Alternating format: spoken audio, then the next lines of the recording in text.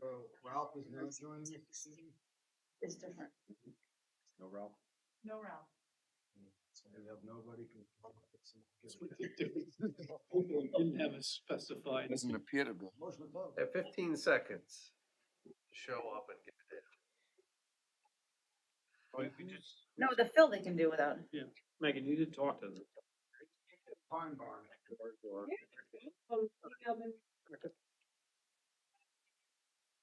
message, George wrote back, asked what day and time the meeting.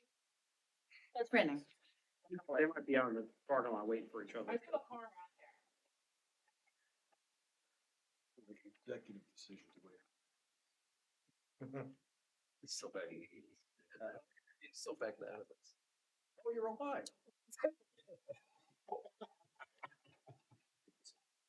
Jody, that one time. We had a meeting. So we were the first official like traffic nightmare piece of like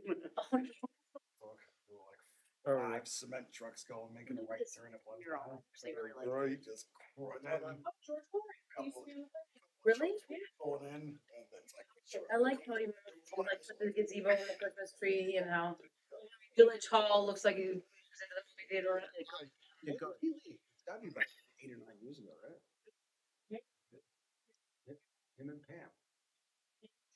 Just need that big C, what is it, C-70, the big bomber, what's the thing called? The thing that flies over the sun.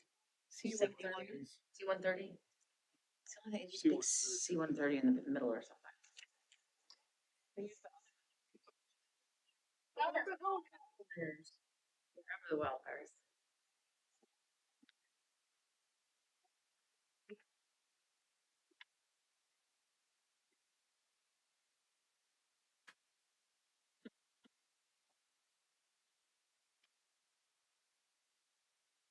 Bound to happen the way you found the agenda. Why is everyone blaming me? We're efficient. It's bound to happen when you get to the point where you have one. Do you wanna go through every application and say, no, we haven't done anything, no, we haven't done anything, let's open it, no, we haven't done anything, let's hold it over, we haven't done anything. Oh.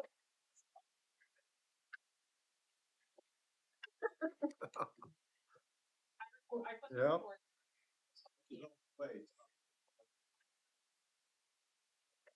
Can we do we could do the fill? All right, let's just get going. We can do the fill and then we'll just wait. Oh, yeah. Call to order. Let's do the pledge, ladies and gentlemen. Everybody ready? I pledge allegiance to the flag of the United States of America, to the republic for which it stands, one nation, under God, indivisible, with liberty, and justice for all. Thank you all. Before we get started, because I'll probably forget your holiday weekend. Hopefully the weather cooperates. We have a brief agenda this evening at the March 28th, 2024 meeting of the Westhampton Beach Village Planning Board. Fill application number 1, Sharad Coley, 7 Fifth Avenue. Where do we stand? This is an amendment. The board had approved something previously. The amendment is pretty similar to what they had. I have to write something up, but for the most part, I think we're okay. So have this decision next meeting? Yeah. Okay, we'll hold it over for decision at the next meeting. Do I have a motion? Make a motion? Second. All in favor? Aye. And that leads us to Pine Barn LLC. You're the main meal tonight. That's all we got. Everybody else chickened out. I think Britain actually scared them all away.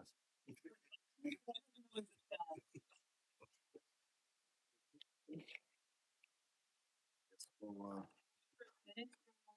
sure. Was I here? I'll take. I think it was. Okay. Motion to accept the minutes from March 14th. Second. No, you make the motion. Oh, I make the motion? Second. Favor? Aye. Still waiting on you. Well, we can see that. You have to wait for George, or can we get going? Want to start? It's up to you. You could probably start in general. Like a presentation. Maybe you want to give us I mean, it's a work session agenda, so we're not gonna really get into the gory details probably, so I guess it's just, you're gonna give us a flavor of what you're proposing, what you got in mind, and we'll see where it goes from there. We did do a quick drawing. The microphones have to pick you up, that's why.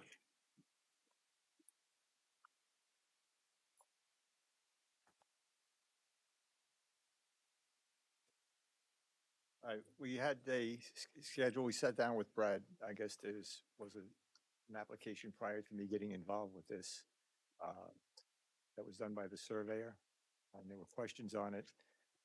We met with Brad and we came back with a suggestion of what we would like to be doing with the property. George is going to use it for storage of product for the beverage center. And I guess if you look at the code, if you take the required setbacks, there's nothing left of the lot to build on. So if we have a 50-foot front yard and a 40-foot backyard, rear yard, that's 90 feet, there's only 1 foot one left. Well, it's a constrained, it's a constrained parcel. You're right up against the beginning of the residential Yeah. area. Across the street, you've got the Circle M and the sandwich shop behind it. That sandwich shop has a pretty good buffer. There's a pretty decent distance To the rear of that, it's to the rear of that, to that Yeah. house. So obviously that's gonna be a major source of concern for us. So there are a few things in here that I'm reading, is that the setback requirements, I guess, are adjustable at the planning board's discretion from between 10 and 30 feet. They can be done. They I'm ca- just saying, we're going to be very. They can be. So I think what we're probably looking for is a little bit of guidance as to where you would be comfortable for us to come back and try to modify the site plan to Well, accommodate. I personally, because you are transitioning into a residential area, and you're going closer to them than the other way around, so. Yes. I mean, we're not at the point now where I think we should be suggesting specific, but I would certainly want you to design it so that there is, you're not building right up to the property line, one, and also you're gonna have a substantial buffer, because there's a residential property to the north of that, so that's gonna be an issue. So you may have to adjust what you're proposing somewhat in terms of how big and where. Right. That's probably gonna be the biggest hurdle is, aren't we straddling zoning districts here too? Well, it's into that, there's good question. You would think that's something we would know. Yeah, I think it's something we do have to address because, as previously interpreted, I don't necessarily have a problem with split parcel being used for like parking or drainage, but it probably shouldn't contribute if there's a non-conforming use. It shouldn't contribute for lot coverage, and you probably shouldn't have any non-conforming building in a zone. But the zone is a little funny. According to the zoning map, the change between R4 to the north and B2 to the south is pretty much in the center of this parcel. But there's a conflict going back to 1987. There was a subdivision, as well as the trustees adopting master plan updates, which amended those zoning districts. The planning board suggested that difference between B2 and R4 being further north on the property, but the trustees didn't exactly adopt what the planning board recommended either. So I think the attorney probably has to look at it, and ultimately, we would like the owner of record to petition the trustees to adjudicate the matter, so we know exactly where the zoning map line should be, because it's not crystal clear. I'm pretty confident that what is on the map today is not what was supposed to be, because that's not really what the trustees adopted in 87, but the map that was accompanying that language, it doesn't match, so. That's definitely a hurdle that I think can be addressed at the same time we're you know, it's under review, but we have to figure out where that line should be. Is zoning board gonna have to weigh on this first? I mean, do they need that? They're gonna need Well, I don't know if it's Fair- first. I fair think you amount of probably review. have to solve the, zoning first. get close enough to solving that question, where is the lot line? Lot line, yeah. I'm sorry, the district line. District line, because let's say the building is partially over the zoning line, so then he needs that relief from the zoning. And it might be a use variance. at It that might be a point. use variance, which is much more difficult. Or it could just be a lot coverage issue or probably not a setback issue, but there are substantial variances with this project, just as Yeah. Mr. Searle said, there's pretty much a negative envelope for this parcel. So they need to go to the zoning board anyway, but we have to suss out if they need the full extent of the variances, which only can be done after the trustees weigh in on the zoning. How big is this lot?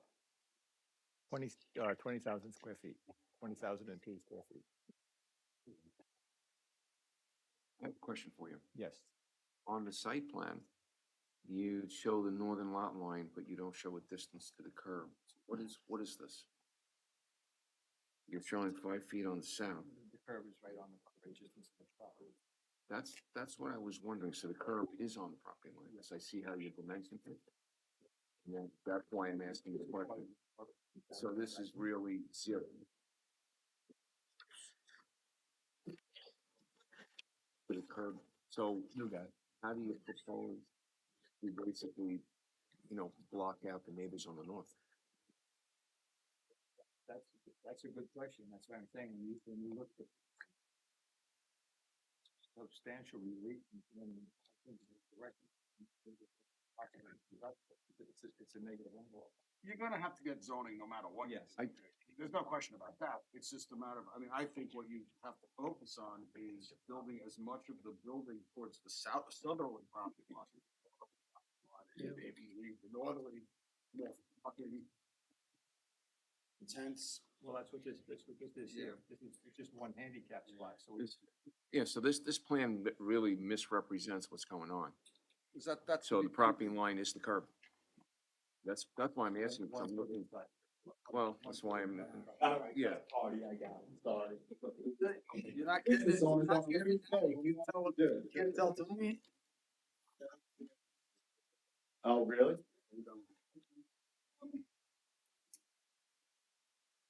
Okay. What I'm trying to do is, the building, from what I discussed with George, is gonna be used primarily as an overflow warehouse for the beverage center. So what we talked about with Brad is we talked about how we're gonna get traffic in and out of here. So we're proposing a loading dock on this side of the building, so we'll keep all the traffic and everything coming in and out. So, What's that? We're just trying to say it for the record. Yeah, okay, on the south side of the property. So we proposed a loading dock here so we can get the product out of the building over here.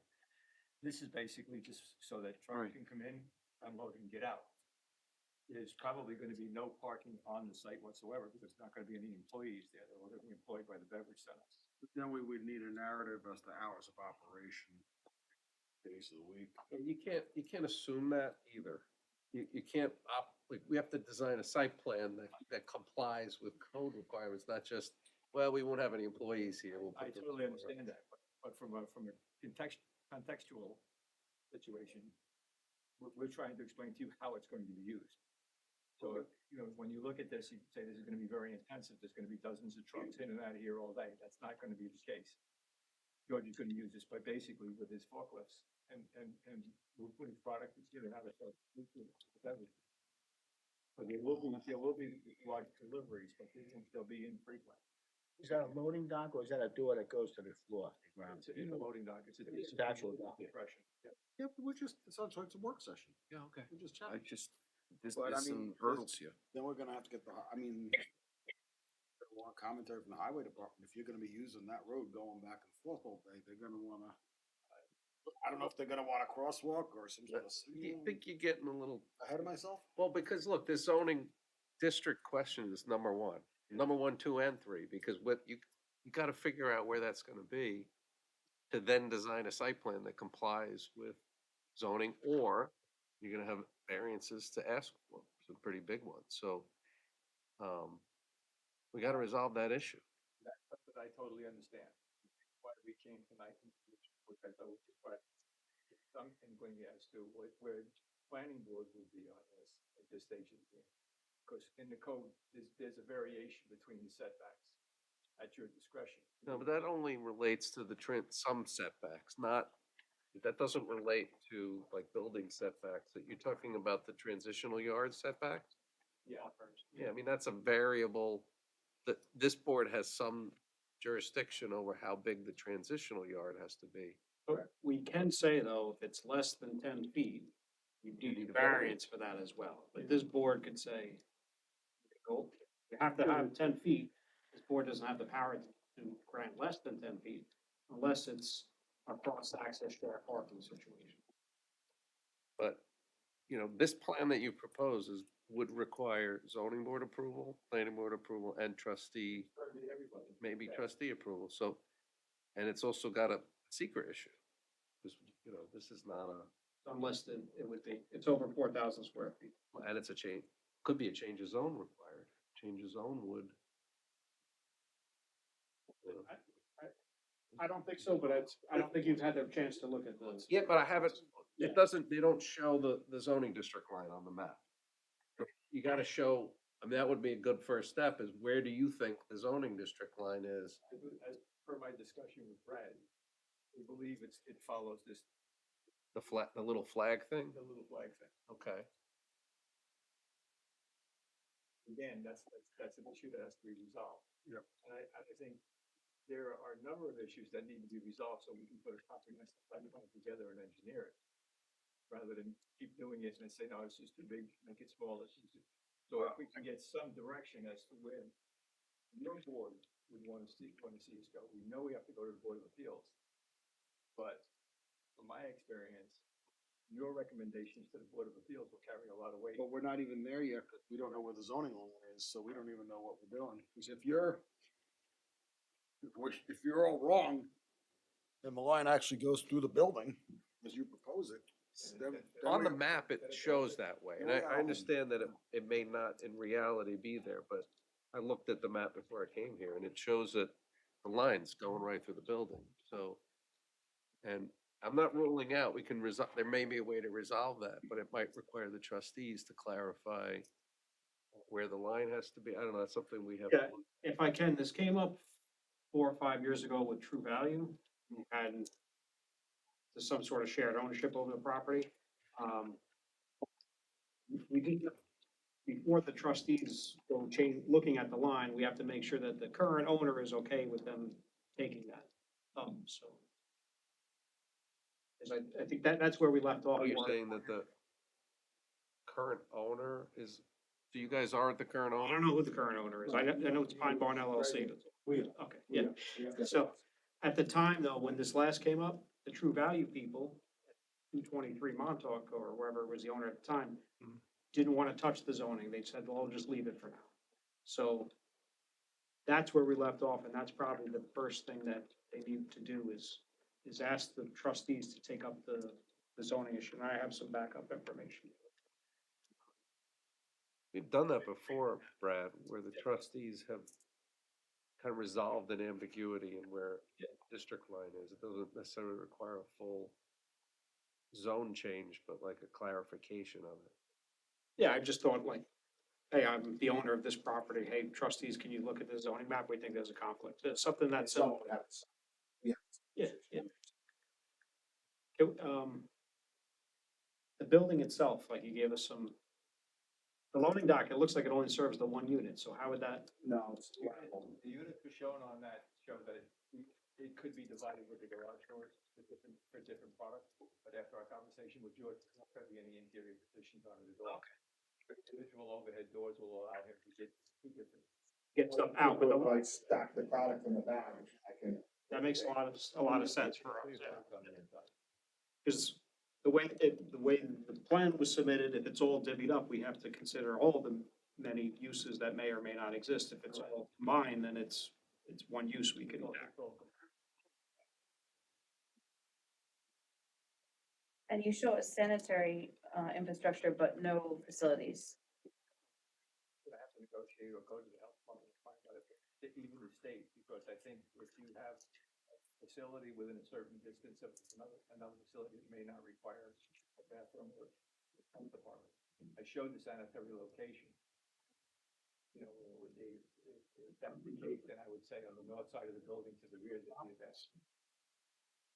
But your intent is not to have any plumbing in the building? That's all right. But under sanitary code, a new commercial building, if you're not proposing, is you have to go through the health department and they have to make that case. If the health department absolves that's fine for us. I don't have any problem with calling it Right. a U building, but it would very much tie it to another site. It couldn't. What's a U building? Is that a building code? Yeah, so, yeah, it's a building classification or an occupancy under the building code. Every single occupancy under the building code, pretty much everyone needs to have a bathroom, right? Needs to have some sort of facility.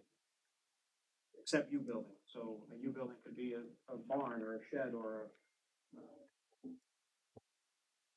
cell tower is technically a U building, a pavilion or U buildings. These are buildings that don't need to meet every aspect of the code. But if that does come down, the health department says, fine, you don't need to use a bathroom. We do have to kind of tie the site, I have to tie the site to something else. Well, covenants may have to tie the site to something.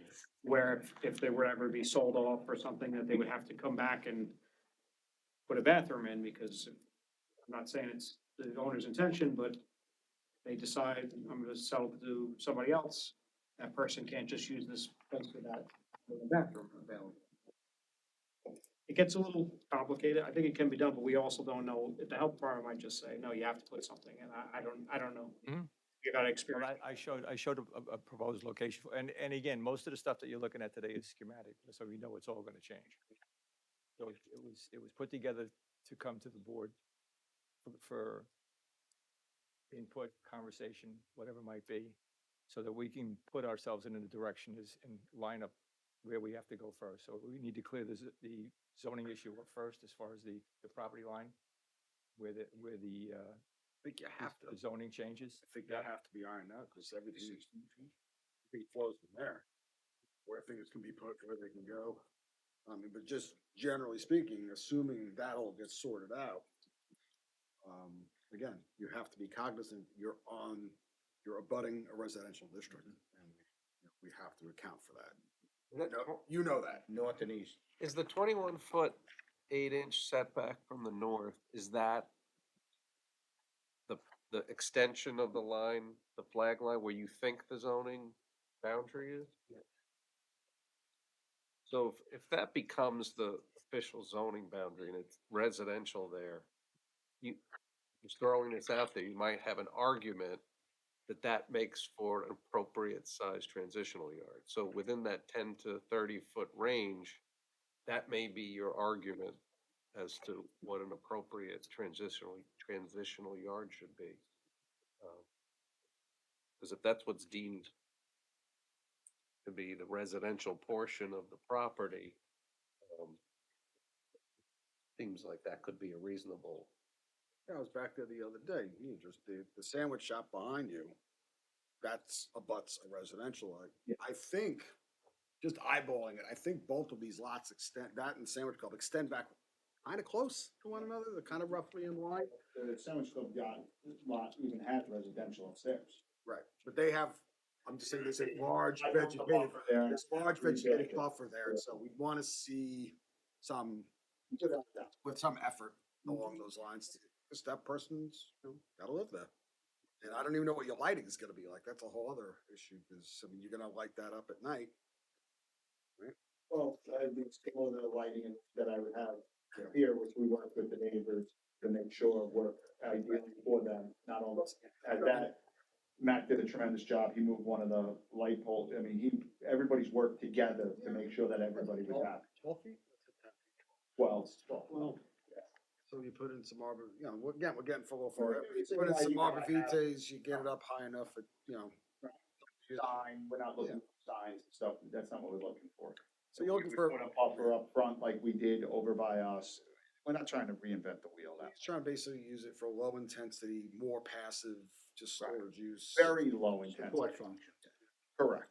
The only thing that we want to be, the only thing we want to be concerned with, like I meant before, is hours of operation. What time would those trucks be coming and what days? Most of them would probably come between 10 and 2.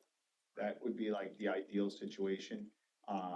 And you gotta take into consideration, we get tractor trailer deliveries. So right now we do them manually. We don't have a loading dock, couldn't fit it in on my property. And we do them now over there, but we have to do them manually. If we were able to drive in and out of the truck, it would be there a lot less time, you know, and right now I do them in the building. So, you know, that's what I've been doing for the last, you know, 6 months. So will a tractor trailer be able to back in here 53?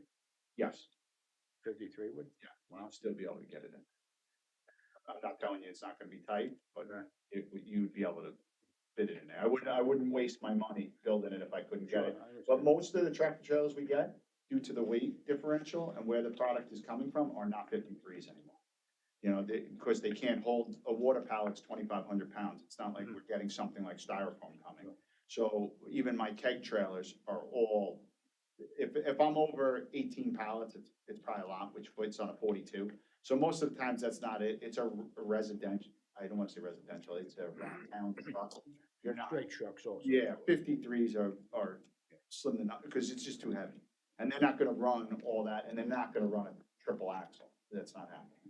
So those days have kind of gone away. The state has mandated that and shrunk it down, so I don't think you're gonna have those worries. I don't really get a 53, very, very rarely. If it was an over the road guy, you know, but that's not what we do. We'll probably need the DPW and PD to weigh in on traffic issues. Is that Pine Street's gonna be? Matt just did all that with my building, so he's. But if you're gonna be using building one across, and you're gonna clearly have to have traffic going back. and Yeah, forth, no, it's I'm gonna with have you. to be dealt with. Fastest driver we got there, you know who that is. Mario Andretti, we called, so yeah. Well, he's leaving, right? Retiring. Unless you reduce the He's been building, retiring for 20 years.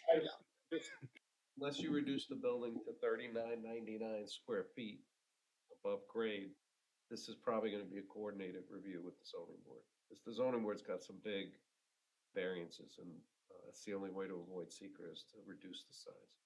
So just say that again, we have to. 3999 square feet and under is exempt from seeker review. So you're at 57 something, and that's above grade, so the basement level, if there is any, doesn't count. If you reduce it to 3999, that avoids a seeker review. Just throwing that out there too. That is sometimes an incentive to, and it can solve a lot of other problems on this particular plan. You might end up with a much more easily navigable route.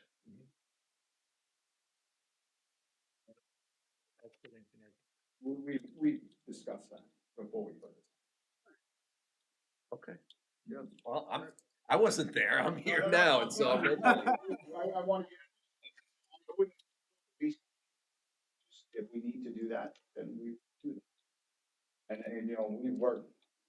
Brad knows what we're about, knows what I'm doing. I have a great relationship with him.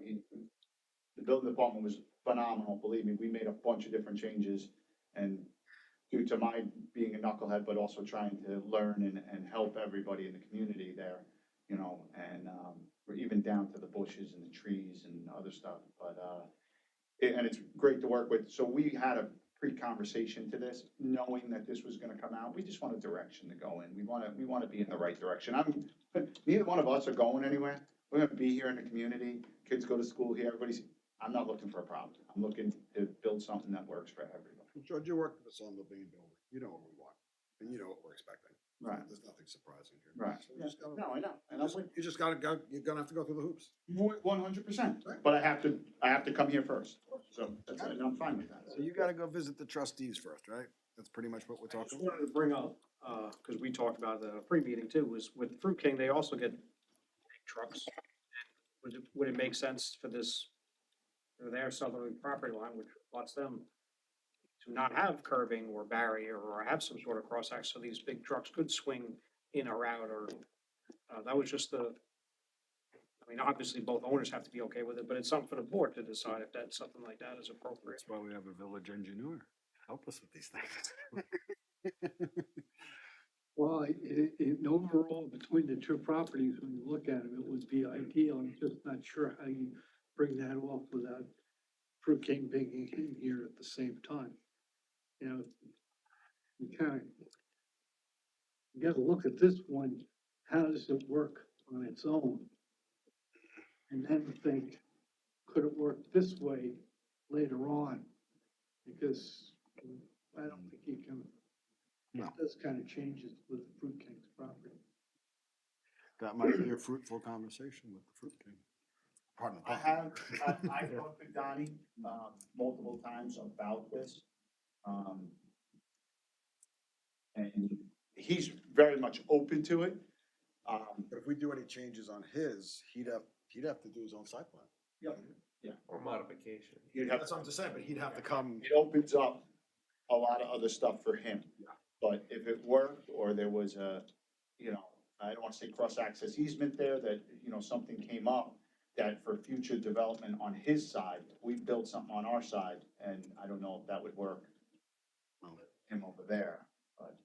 I think one of the problems is using access on his property. I'm not sure how you could ever back 42-foot truck into your loading dock. I don't think you can make it swing. It's gotta use go out on Pine Street and come back in. But to Brad's point, it would keep his trucks.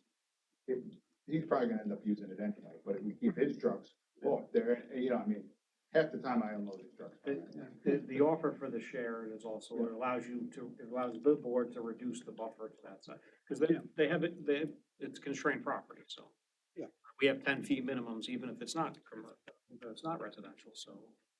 An offer of cross access or something can eliminate that buffer for space that he needs to access. Just a thought.